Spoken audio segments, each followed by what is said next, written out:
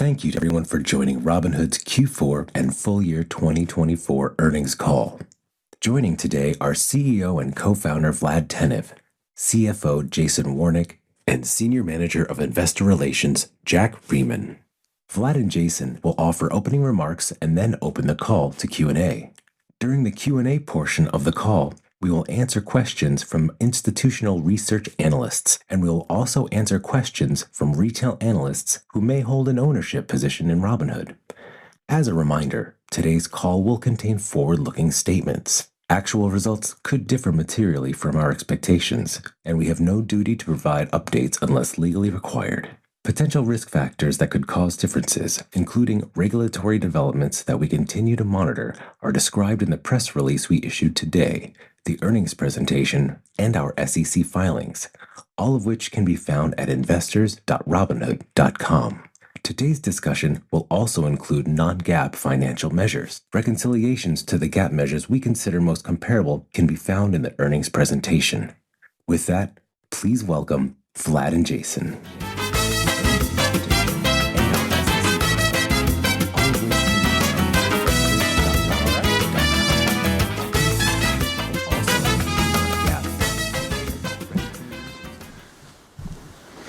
All right.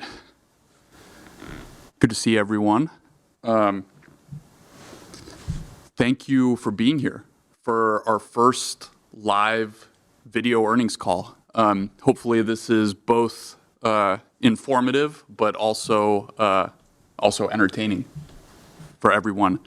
Let me first start by saying that this was a big quarter for us.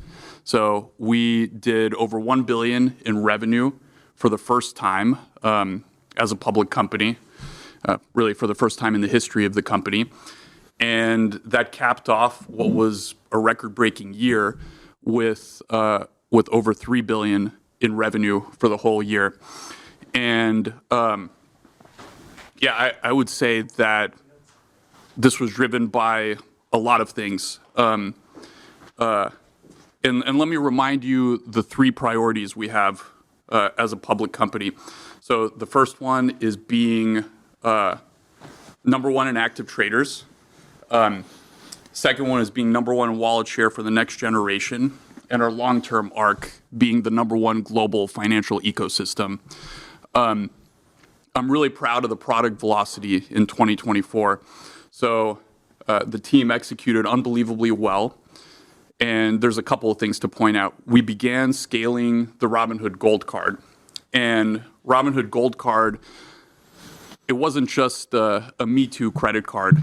I think we did a nice job building a revolutionary credit card. And it has both best-in-class rewards and user experience. Robinhood Legend, which we announced at the Hood Summit event just a couple of months ago, our first desktop platform built from the ground up just for active traders. And I think what's been even more amazing than the initial launch is we not only rolled it out, but the team's been executing really well and adding new things on a weekly basis. It's been energizing to see the customer feedback and to see the team respond to that. New things are landing, new indicators, new features pretty much every week. And as a result, and I should mention one other exciting thing. We added a whole new derivatives business. So Robinhood Derivatives launched also last year at the Hood Summit, and we're offering both futures outrights and event contracts, which is an innovative new asset class that our customers are super excited about. So we're excited to do more there. As a result of this product velocity, we saw fantastic business results. I mentioned the $1 billion in revenue quarter, $3 billion for the full year, which, by the way, up 58% from 2023, almost and 2x from 2 years ago. And some of the things we track on a more input-oriented basis, market share up 30% year over year, both for equities and options. Record net deposits of over $50 billion. Which is over a nearly 50% growth rate, multiples of what traditional brokerages are seeing. And gold subscribers also had a banner year, up to a record of 2.6 million, which is 80% growth year over year. And now we're at over 10% attach rate if you look at the overall customer base, over 10% gold attach rate. And we've continued to see strength actually through 2025. We're closing in on 3 million gold subscribers. And perhaps the thing that I'm most excited by is if you look at the net new customer funded accounts in Q4, of those new customers that joined Robinhood in Q4, over 30% have adopted gold. So that 10% attach rate increases to well north of 30% if you look at new customers. So the team's been really executing well, and there's more to do, but we're proud of the progress we've made there.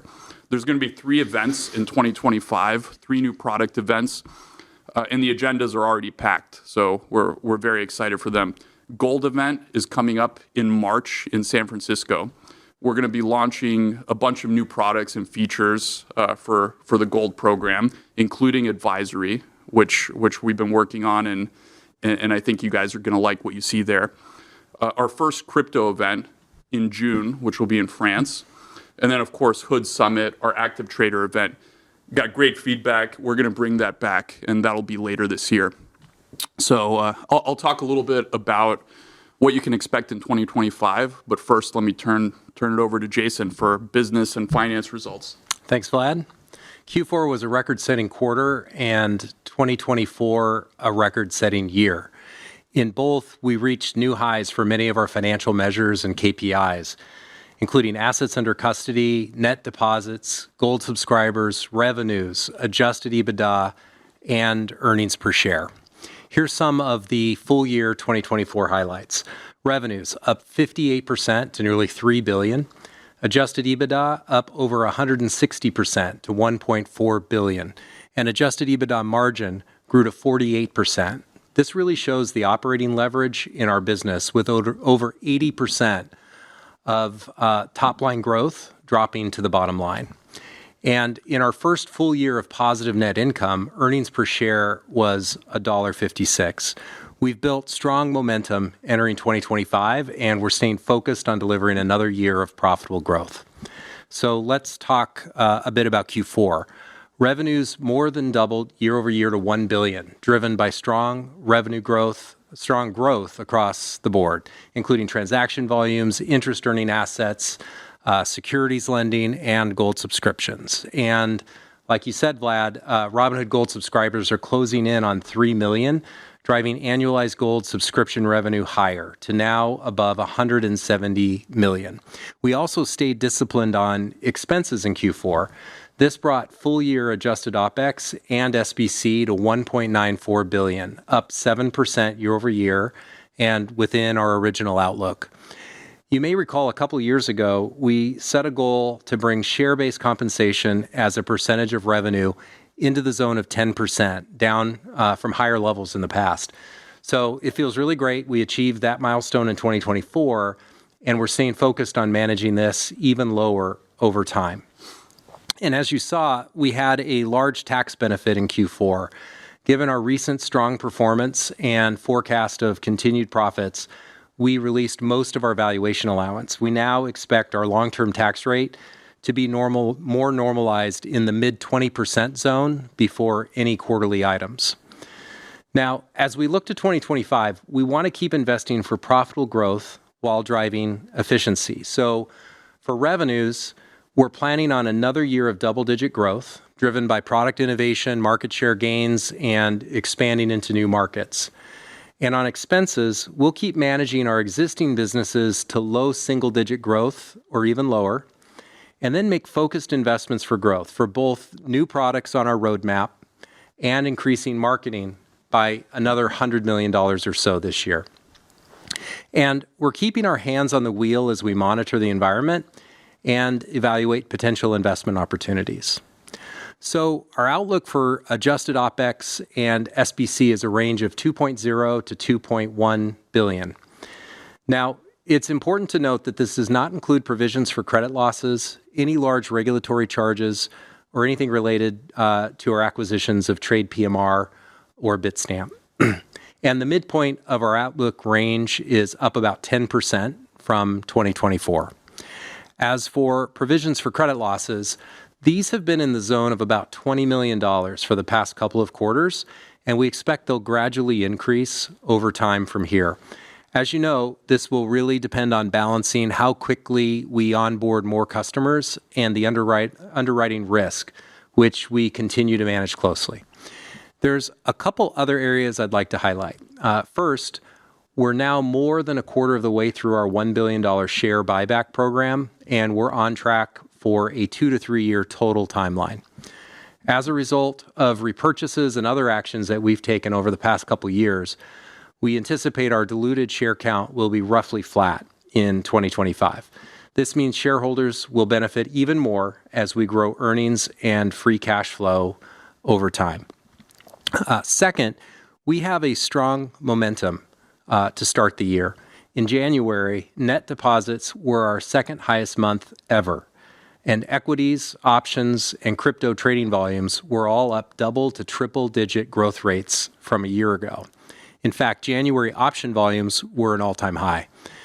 It's also great to see January margin balances crossed $8 billion, doubling in the 8 months since we moved to industry-leading pricing. And while it's early, we love the progress we're seeing with new products that we launched in the past few months. For example, looking at annualized trading revenue, Legend is now up to $50 million, and index options are up to $15 million. And both are showing nice incrementality and strong week-over-week growth rates. So we feel great about our business and financial results and remain focused on driving another year of profitable growth in 2025. We're continuing to work to maximize earnings per share and free cash flow per share over time. Back to you, Vlad. It's really amazing to see how quickly Legend has become a $50 million business. I mean, that product launched and rolled out about 2 months ago. So index options, too, at $15 million, incredibly strong. Many of you joined us for Investor Day just in December in New York, where we outlined the long-term strategy. So in a nutshell, we believe there are multiple ways to grow Robinhood 10x over the next 10 years. And it's an ambitious plan, but we believe we have the right team, the right talent, and the right culture to deliver upon that. So let me tell you a little bit about what you can expect throughout 2025. So on the active trader front, we're going to keep pushing to make Legend the best platform for active traders on the market today. Our active traders should feel like they would be at a disadvantage using any other platform. We're also going to continue to add selection, and a comprehensive platform for event contracts is top of mind. It's a new innovative asset class. Robinhood's going to be front and center in leading the way, offering that to customers. On the share of wallet front, we're going to grow the Robinhood Gold Card from about 100K cardholders today to multiples of that size. And that's very exciting. You'll hear more about that and a bunch more gold products for our members at our gold event in March. And for global financial ecosystem, our 10-year arc, there's actually a lot that we're going to get done this year. So maybe I'll go a little bit deeper here. So one, more selection of crypto tokens. So in the existing app, the Robinhood main app, we're going to keep adding, and we're going to continue to accelerate. In fact, we've added 7 new assets since the election, and as we continue to get more and more regulatory clarity, you should expect to see that continue and accelerate. We're also investing in the Robinhood Wallet, which is a separate app, and it's our non-custodial crypto wallet. And that's the gateway to thousands of additional coins for our customers. We've seen a lot of good signs, increased engagement, increased usage, and we're going to keep making it better and better. And then we have Bitstamp. So as we integrate Bitstamp, it both allows us access to the exchange market, which is an institutional market. And we really see an opportunity there to drive the same sort of Robinhood effect that we've brought to retail to the institutional space with crypto. It also allows us to tap into Bitstamp's global reach, where they're live in 50 plus countries. And so you should expect that to continue to accelerate this year. But what I'm perhaps most excited about is tokenization. So I think Robinhood is uniquely positioned at the intersection of traditional finance and DeFi. We're one of the few players that has scale both in traditional financial assets and cryptocurrencies. And what that means for us is bringing real assets onto crypto technology and giving people access to real-world productive assets using crypto rails where they benefit from the liquidity and the other advantages of that technology. And what that means is equities, private investments, and more should be brought onto crypto technology to really unleash the true power of the crypto revolution. I talk a lot more about this in my op-ed in the Washington Post, so I encourage you guys to check that out. And I think we can make a lot of progress on that, not just globally outside the U.S., but even in the U.S. as well. So with that, just close by saying teams have been working incredibly hard. The roadmap is full. There's so much to do, and let's open it up to questions. Thanks, Vlad. For the Q&A session, we'll start by answering the top few shareholder questions from Say Technologies, ranked by number of votes. We passed over questions that we already addressed on this call or in prior quarters and grouped together questions that shared a common theme. After the Say questions, we'll turn to live questions from our analysts. So I'll kick it off with our first question from Say. First question is from Ali D, who asks, when will the gold credit card be available to a broader audience? Vlad? Thanks, Ali. Very soon. So thank you, by the way, to all the customers who have expressed interest and continue to express interest in the gold card. The demand for the card has been extreme, and I think that's really been driven by the product experience. So it's not just offering customers great rewards with 3% cash back, but the virtual cards and the digital features have gotten really amazing reviews, and we hear from customers every day how much they love it and how they can't believe that other credit cards don't have these features.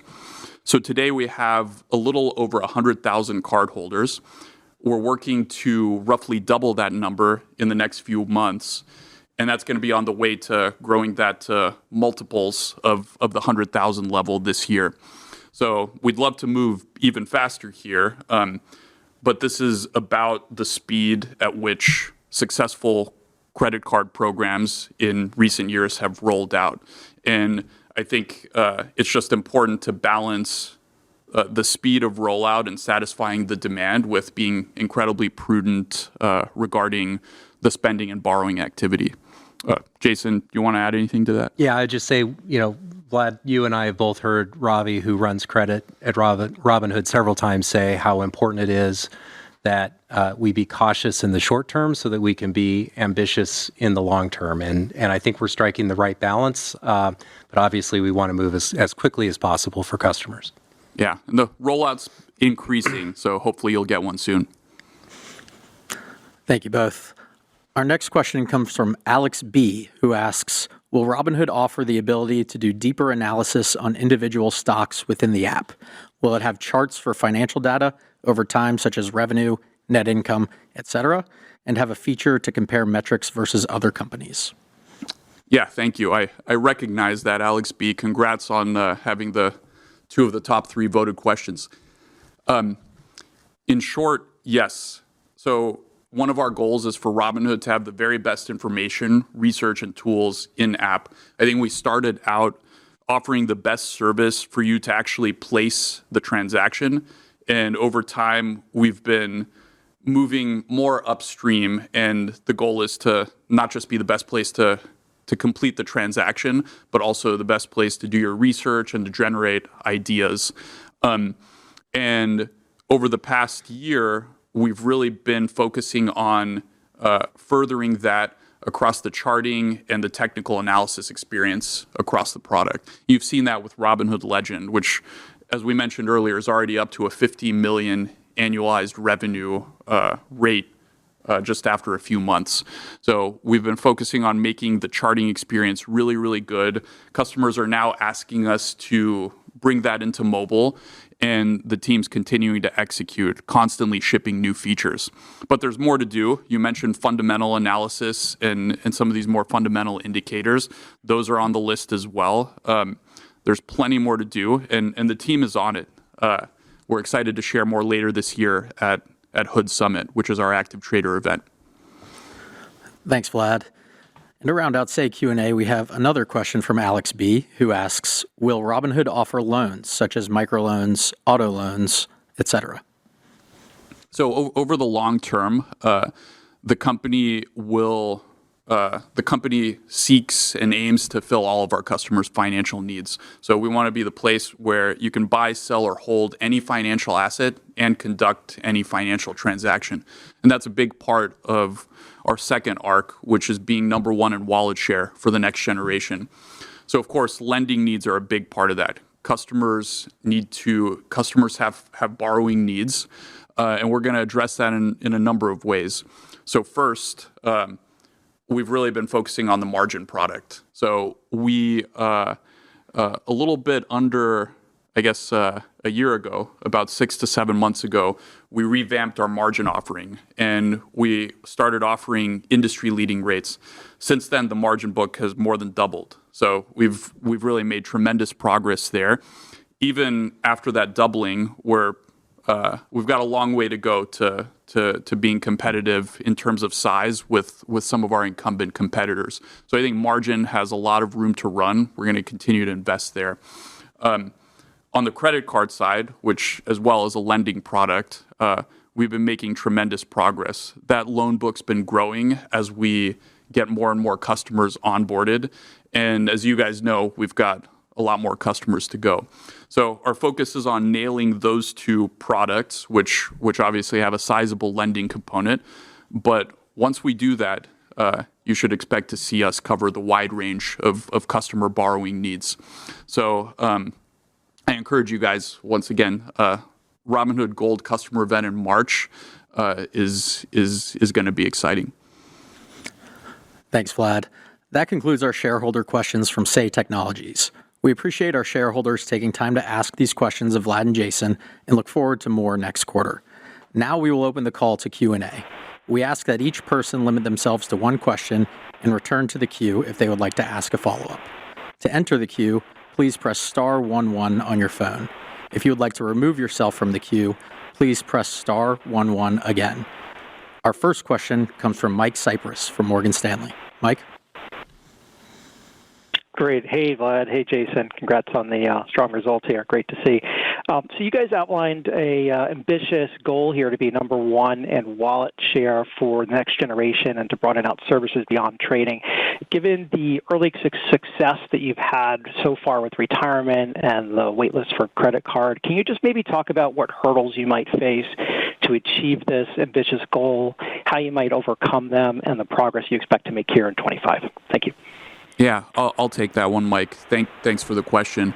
I think we have a huge opportunity. The goal is over the long run to be the place where customers can buy, sell, or hold any financial asset or conduct any financial transaction, and to not get stuck with what worked for millennials, but also make sure that we're relevant as the financial home for the next generation. Now, there's a couple of things that we have to continue to do. Number one, this opportunity isn't one that we're alone in wanting to pursue. I think that everyone wants to be the home for their customers' financial needs. And so it's going to involve us continuing to innovate, invest in technology, continue to pick the right products to focus on, and make sure we're well positioned relative to our competitors in the two big technological shifts that are going to transform the financial industry, which are artificial intelligence and crypto technology. And I think we're well positioned. We've got the team, the culture, and the people to do this. So, and you should see us accelerate more products, more features to further wallet share and put us in a position where I think relatively few companies are in to capture the 84 plus trillion in assets that are going to be flowing down to younger generations in the next few decades. Great. Thank you, Vlad. Just a moment while we get our next person here. Our next question comes from Dan Dolev at Mizuho. Dan? Hey, team. Great job as always. Epic results again. I have a quick question on sports contracts. You mentioned it at the Analyst Day. Piqued our interest. We did our own internal survey work, which showed massive opportunity with, a significant amount of your users also engaged in sports betting. You started it out. It was shut down temporarily. So can you maybe lay out some of the long-term plans or medium-term plans for this, very important, part of the universe? Appreciate it. Thanks, Dan. Yeah, I'll field that one. I think prediction markets are the future. I think they're the future not just as an active trading asset, but also news and information. And Robinhood's going to be right there, leading the way. I think we're going to continue to innovate. And you saw this last year when we launched the presidential election market. So we were one of the few platforms that offered the ability to trade the election. And that was very successful for us. We had over 500 million contracts traded in right around a week leading up to the election. And so what you should expect from us is a comprehensive events platform that will give access to prediction markets across a wide variety of contracts later this year. So the team's been hard at work at that. As with any new innovative asset class, we're pushing the boundaries here, and there's not regulatory clarity across all of it yet, in particular sports, which you mentioned. But we believe in it, and we're going to be a leader. So you should expect us to not just offer it, but continue to drive and push for regulatory clarity industry-wide. Thank you, Vlad.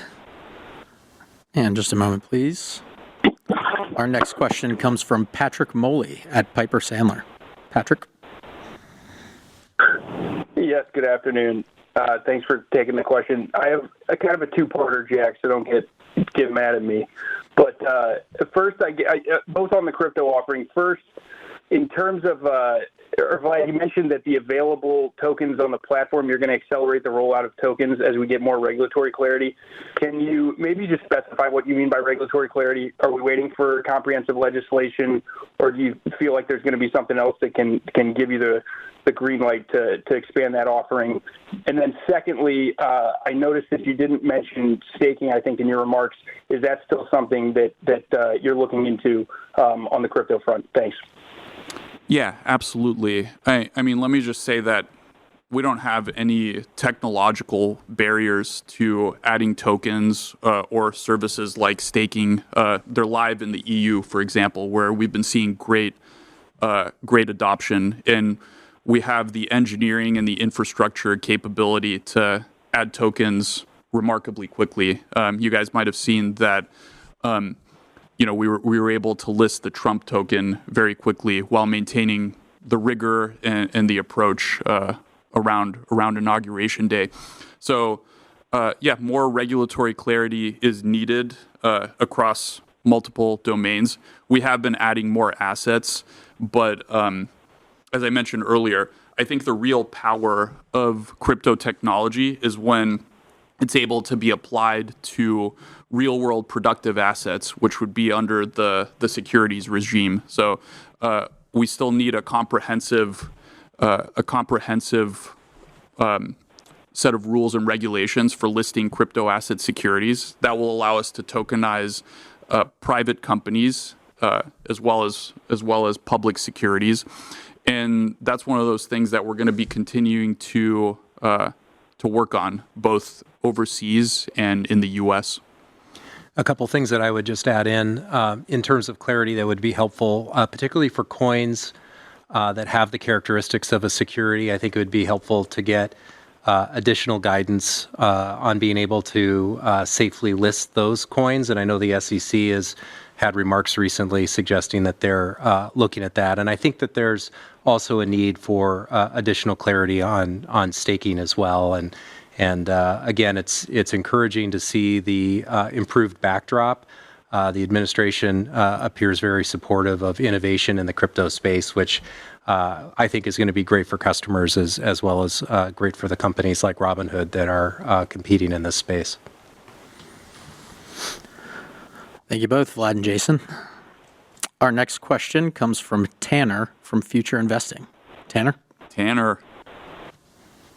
Hey, guys. Thank you so much for having me. I just wanted to say you guys have some of the best pricing for crypto on the market for retail. And yet, even then, your take rate is essentially going up quite substantially. Can you give us some insight on your pricing strategy and where you foresee the pricing will settle over time? Sure. Thanks, Tanner. I'll start, and Vlad, you can feel free to add in.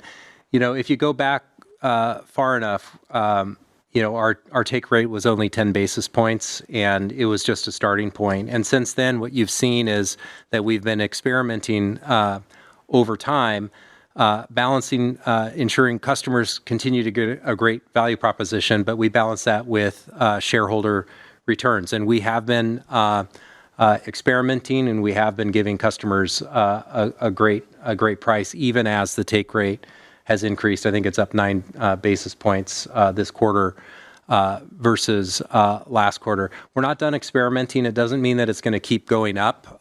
One of the areas that we're focused on is how to give more compelling pricing to the highest volume traders. And so we'll be experimenting there as well. But when we think of take rates for crypto, when we look at January, take rates are pretty much in line with what we saw in Q4.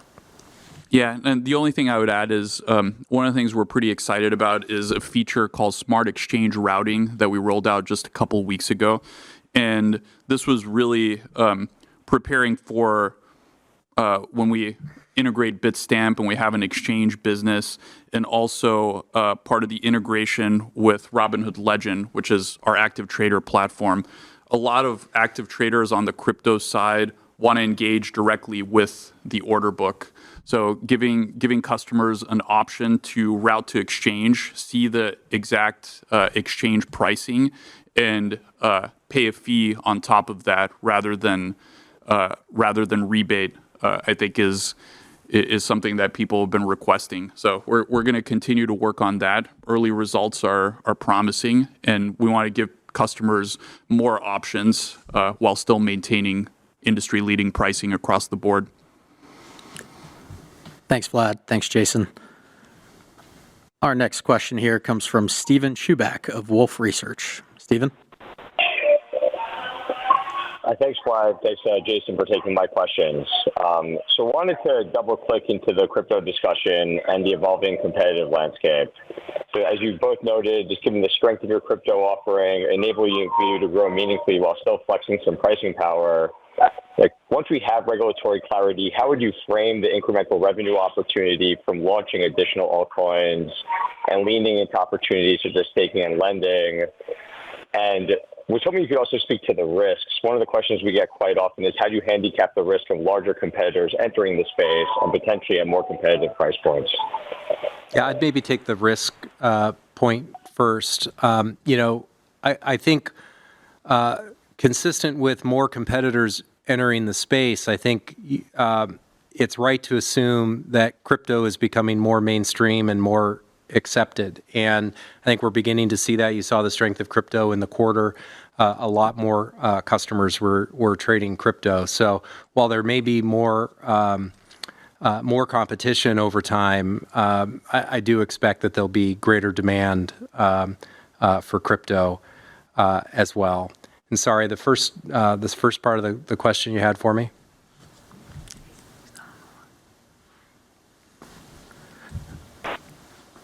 Yeah, I mean, maybe I would just add that,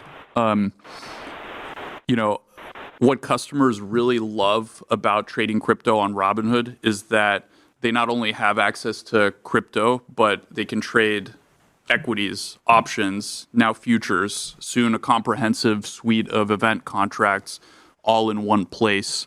And so I think obviously we see some opportunity from continuing to roll out the offering, and we've invested a lot in the technology and tokenization. Once permissible in the U.S., I think is going to be a huge opportunity that Robinhood is going to be front and center in. Thanks for the question. Our next question comes from Brian Bedell at Deutsche Bank. Brian? Oh, great. Thanks. Good afternoon, guys. If I can bundle one question in here on the new initiative, the Legend platform, the index options, and also futures, just in terms of the revenue that you quoted, how should we think about how that is pacing in terms of a growth rate? I guess, in other words, did you get a lot of take up initially, and then the growth rate slowed, or do you see that growth accelerating? And if you can comment on all three of those areas.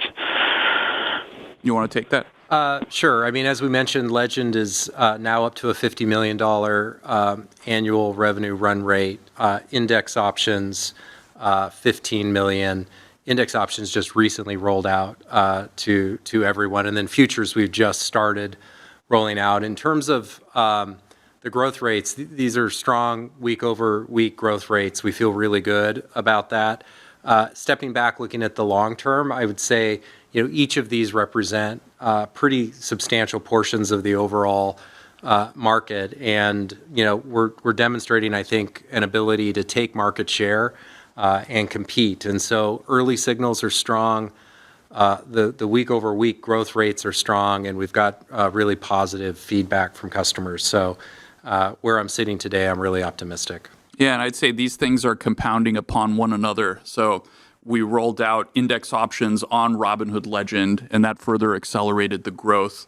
And we see continued opportunities that I think will be tailwinds. Not only is it going to continue to penetrate the customer base, but I think we see more opportunities on the option side for Robinhood Legend.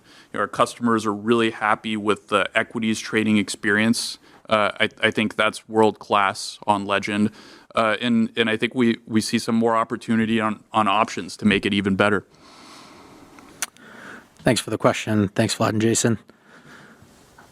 All right. And our next question comes from Devin Ryan at Citizens JMP. Devin?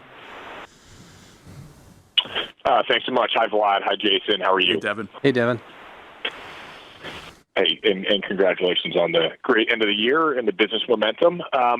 I want to shift gears a little bit and dig in on the custody opportunity for advisors. We're obviously now a few months removed from the trade PMR announcement. I know you still need to close that deal, but it would be great to get any anecdotes on how that deal has been received in the market, what the feedback has been from those advisors, whether you're seeing demand from other advisors in the market, and just really kind of big picture how you're planning to differentiate in the RIA custody market. Obviously, a massive TAM, but just would love an update on that as well. Thanks. Yeah. I'll field that one. I think we see advisory as an enormous opportunity, and we're going to tackle it very, very aggressively.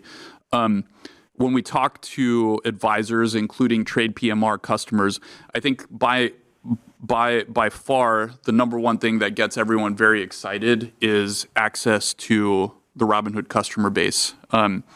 I think what gets Robinhood customers excited is being able to talk to a human advisor. I think in particular for customers that are a little bit older, closer to retirement, and have a lot of assets, being able to access a human advisor to help them with their financial needs is absolutely critical. So I think we can solve both problems. I think we can appeal to customers that may be a little bit older, that have more comprehensive needs, and they love the digital experience of Robinhood, but would love a human advisor. And for a lot of these advisors, including trade PMR customers, these guys are entrepreneurs, and they see an opportunity for Robinhood to help them tap into the 25 million customers in the U.S.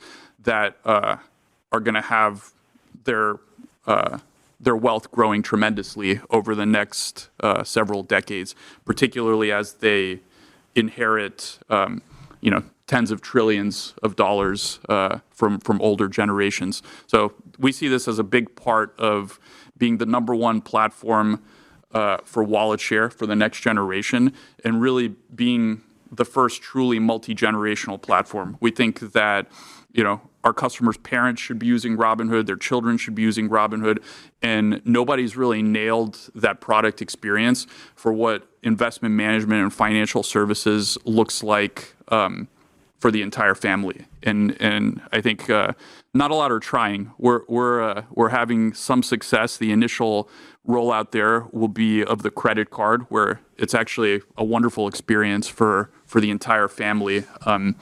And you should expect to see us bringing more of that into investment management and advisory. Thanks, Vlad. One moment for our next question. Our next question comes from Amit is Investing. Amit? Never heard of him. Hey, Vlad. Hey, Jason. Thanks for taking my question, and congrats again on an incredible quarter. Last year, you all told investors that as rates come down, you can expect more trading volumes, and that thesis has basically played out.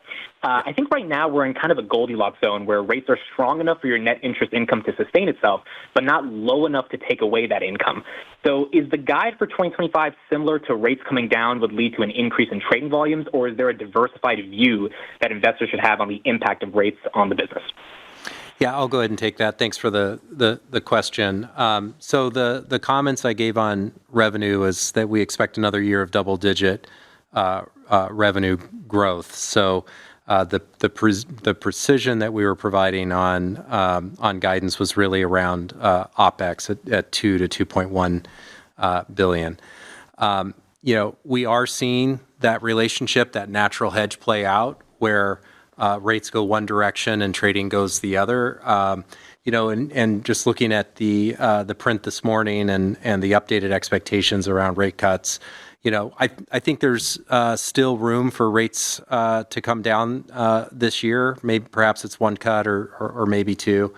But I feel like our business is really designed to thrive regardless of the macro backdrop on interest rates. And we've seen the pickup in trading. Rates have come down. We're still, to your point, making strong interest. And we've been diversifying our business. As I mentioned at Investor Day a couple of months ago, we now have 9 business areas with revenues over $100 million. So we feel like we're really well positioned, and it has been nice to see our thesis play out, that there's a natural hedge in this business, and it's really been playing out and showcased in Q4.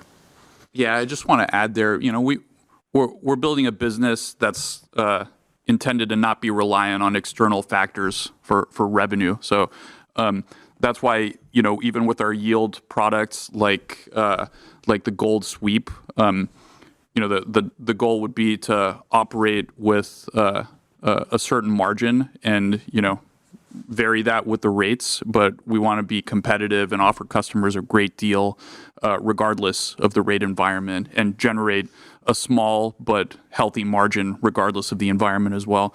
Same goes for margin on the other side. That'll become more compelling with rates going down.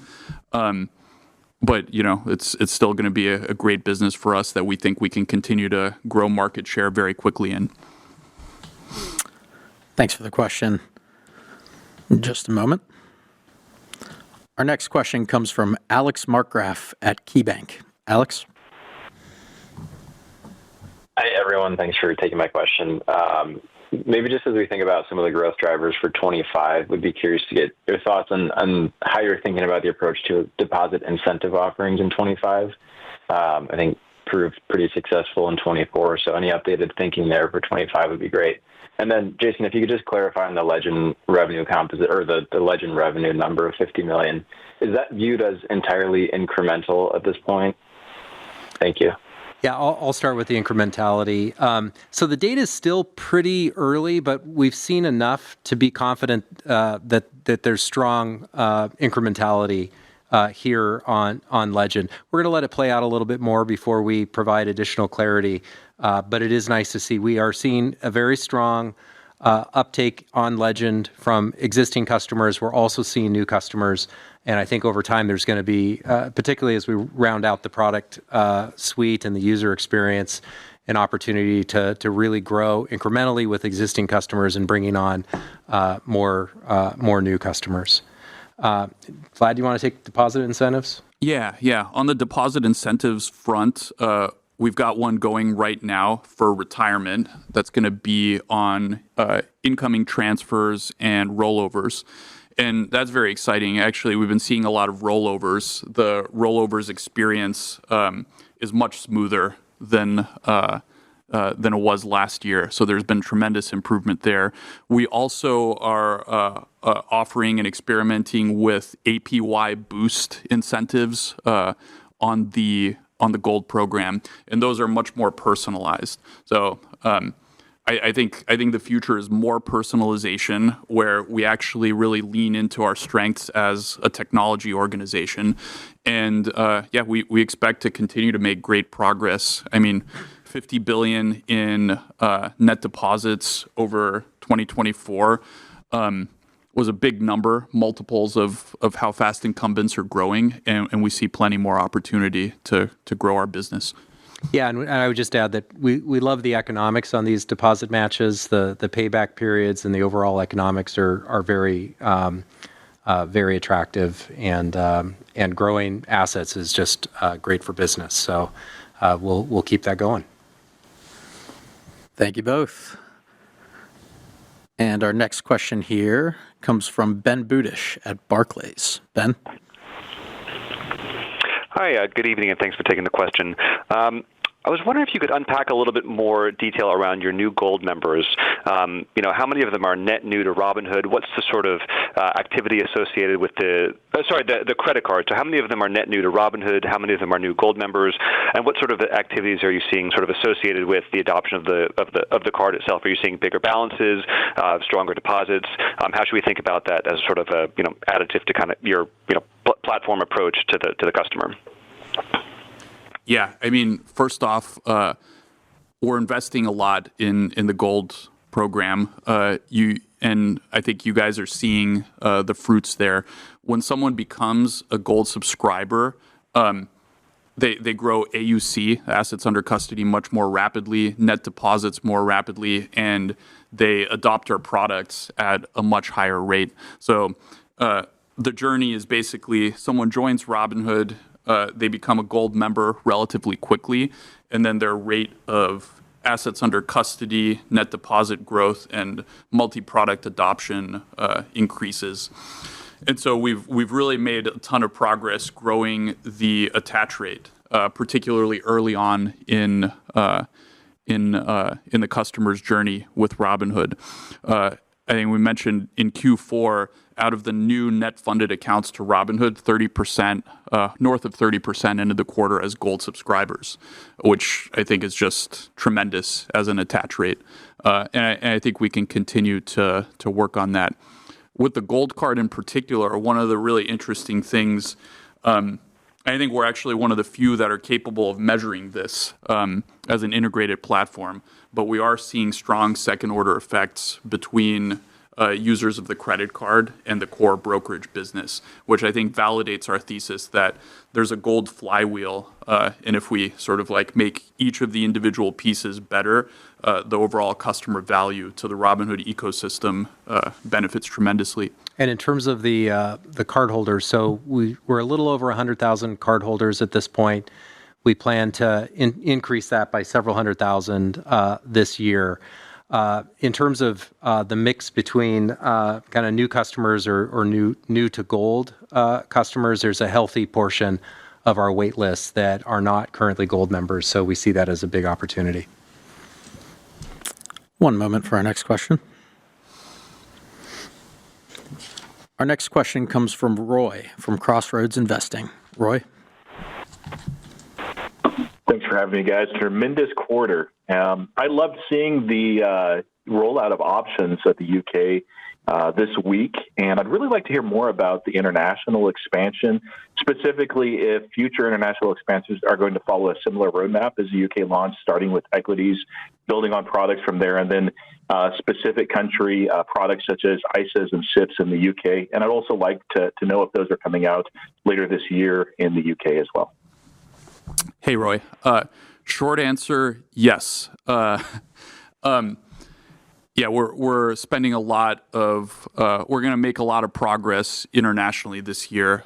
We were extremely happy with the options launch. That makes us one of the few brokers that are offering options trading in the UK. And the response to that from customers, maybe you saw on socials, was quite positive. So customers in the UK wanted it. We were happy to deliver. And I think in the future, we're going to continue to round out the offering. And the benefits of having an integrated platform with a single technology stack is, as we continue to roll out things in the US, they'll accrue to international markets. 24-hour market is an example. Now that we have futures, once we get regulatory clarity, we'll look to be offering that in the UK as well. And in the EU, the focus is, again, on rounding out the product suite as well. And we're also looking ahead to other markets. The goal is for Robinhood to be everywhere, be anywhere where customers have smartphones. You should be able to open up a Robinhood account and benefit from our suite of best-in-class financial services.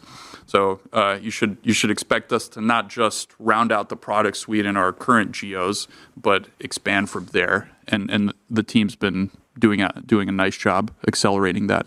Yeah, and I think in terms of the sequence of products, if you look to the EU, we started with crypto, and in the UK, we started with brokerage. I don't think that there's necessarily a set playbook on what goes first. It's going to depend on the market that we enter. Yeah, and I tell you, look out for that. I think we've been talking a lot about the gold event, but we're going to have our first crypto event, which is going to be in France around mid-year. So we've got that agenda already packed. Thanks, Vlad and Jason. Our next question comes from Ken Worthington of JP Morgan. Ken? Hey, Ken. Hey, good afternoon. Thanks for taking the question. So I wanted to dig in a little bit deeper on the credit card. You have balances, I think, both on and off balance sheet. How do the economics work between on and off balance sheet, and what happens with credit risk between those two buckets? So credit risk is very similar between the two. We're holding the risk, and the economics are also very similar as well. And I think as we go forward, this is something that the team is evaluating and will be optimizing over time. Thank you, Jason. Thanks, Ken. Our next question comes from John Todaro from Needham. John? Hey guys, congrats on a great quarter.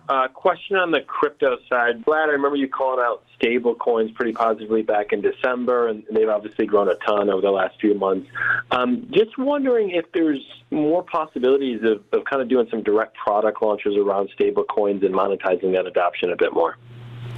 Yeah, absolutely. As you guys probably know, we entered into we have USDG that we partnered with a few other great companies on the global dollar network, which is going to be a stable coin that passes back yield to holders, which we think is the future. I think many of the leading stable coins don't have a great way to pass yield to holders, and that makes them not ideal for holding dollars in that form. So you see a lot of use for transaction, moving money back and forth, but in terms of actually like holding dollars in stablecoin form, yield is an important piece.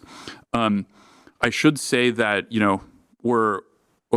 we see the power of that of the stablecoin ourselves as a company. So I don't think it's just interesting for retail, but there's benefits to the technology and the 24-hour instant settlements for us as a business. And in particular, we're using stablecoin to power a lot of our weekend settlements now, and we're using it increasingly. And I think Robinhood's going to be an early adopter of that, but we should expect that those benefits that we're seeing other companies will eventually come to realize, and that'll be a tailwind for institutional stablecoin adoption industry-wide. So stay tuned. There's going to be a lot more on the Dollar Global Network, and yeah, we're going to be investing in this space. That's great. Thanks, Vlad. Our next question comes from Evan from Stock Market News. Evan? Awesome. I appreciate you guys for having me. Thank you for taking the question. Congratulations to you guys on the quarter. Thanks, Evan. We've talked about a lot of very different opportunities here, and I appreciate a good job passing 1 billion. We talked about a lot of different opportunities here: crypto, active traders, international opportunities, prediction markets. How do you go about ranking these different opportunities, maybe in both the scale of them and how immediate you might be deploying these finite resources to them? And do you guys think you need more people, more resources to go in and attack all of these opportunities you guys see? Yeah. Capital allocation is kind of the job, right? Resource allocation, capital allocation is what we do. I'd say these are the three arcs of our business. So if you look at being number one in active traders, that's the near term arc.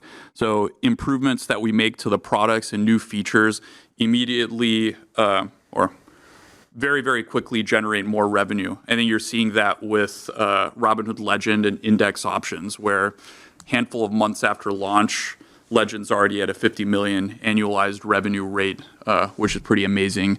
And active traders were scaled. New product enhancements immediately result in more revenue for the business, more business value. That gives us fuel to pursue our other two arcs, which are longer term. So I would think about it not as we're going to nail active traders, then we're going to be number one in wallet share, and then 10 years from now, we'll start working on international. We're pursuing these independently. They're going to build off of each other, and the tool, the revenue, and the resources we get from active traders are going to fuel expansion into bigger and broader markets. I think it's exciting. What's even more exciting, and I'm sure Jason agrees with this, is being able to do all of this and execute while keeping OpEx growth to a minimum. So keeping our hands on the wheel, as you would say. And I think that just comes down to our embrace of technology. I think we've seen a lot of benefits from, adopting AI technologies, becoming more efficient. We've seen that on the software engineering side, but really across the board. And I think there's more tailwinds there. There's a lot more we can do, but we do believe we can continue to increase product velocity, roll out more features, and grow while keeping OpEx growth in check. I think that's just from any good company leveraging AI, you should expect to see that in the future. Yeah, and there's no shortage of ambitions to drive growth, and we've been allocating headcount where necessary.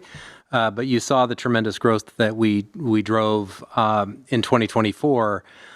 Yet the OpEx did not go up that much, and that's not an accident. We have a very expense-light business model. I've talked a lot in the past about how 90% of our OpEx is fixed cost, and that was really showcased this quarter in Q4 as over 80% of the incremental revenue dropped to the bottom line in terms of profit. But when we look around, we're not constraining the business with resources. We're really doing as much as we think we can prudently manage and roll out with a high-quality product for customers. Thanks, Jason. Thanks, Vlad. That concludes the Q&A portion of our call. Before we end the stream, I'd like to give it back to Vlad for any closing remarks. Vlad? Well, I'd like to thank Jack. I know we promised Chris in the flesh, but he was under the weather. Jack, I think you did a very, very nice job with that. I think that I want to thank you guys. Hopefully, you enjoyed the new format.